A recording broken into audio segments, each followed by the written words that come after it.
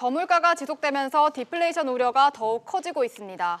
정부는 꺼져가는 경기 불씨를 되살리기 위해서 내년에 513조 원의 슈퍼 예산을 편성했지만 이 예산안은 국회에서 처리 시한을 또 넘겼습니다. 관련해서 취재기자와 이야기 나눠보겠습니다. 김성훈 기자 나왔습니다.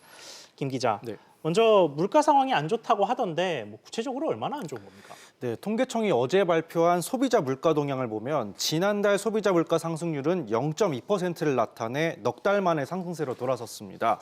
하지만 11개월 연속 0%대 상승률이 지속됐는데요. 8개월 연속 0%대를 나타낸 1999년 외환위기 때보다 더 길어지고 있는 상황입니다.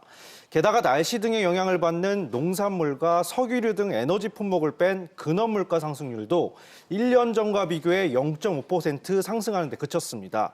이는 외환위기 당시인 1999년 12월 0.1% 이후 가장 낮은 수준입니다. 올해 11월까지의 상승률도 0.7%로 1999년 마이너스 0.2% 다음으로 낮았습니다. 네, 정부는 이런 물가 상승률에 대해서 어떻게 해석을 했습니까? 네, 정부는 우선 소비자 물가 상승률이 상승 전환한 것에 대해서는 채소류 가격 상승과 기저효과 등을 꼽았는데요. 통계청은 태풍으로 채소류 공급이 줄면서 농산물 가격이 급등했고 지난해 11월 시행된 유류세 인하 정책의 기저효과가 영향을 미쳤다고 설명했습니다.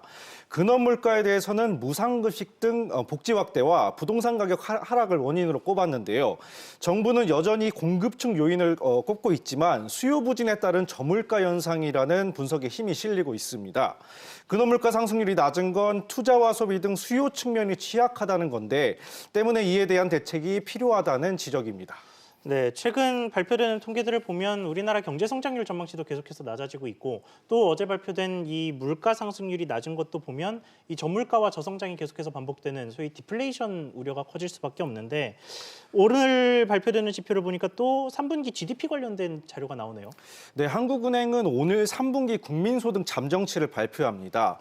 앞선 지난 10월 24일 한은이 발표한 3분기 실질 국내 총생산 GDP 증가율 속보치는 전기 대비 0.4%에 그쳤는데요.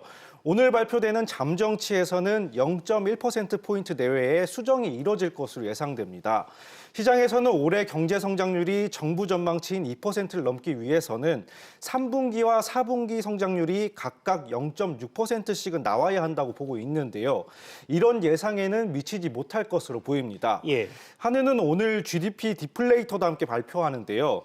GDP 디플레이터는 명목 GDP를 실질 GDP로 나눈 값으로 경제 전반의 종합적인 물가 수준을 보여주는 지표입니다.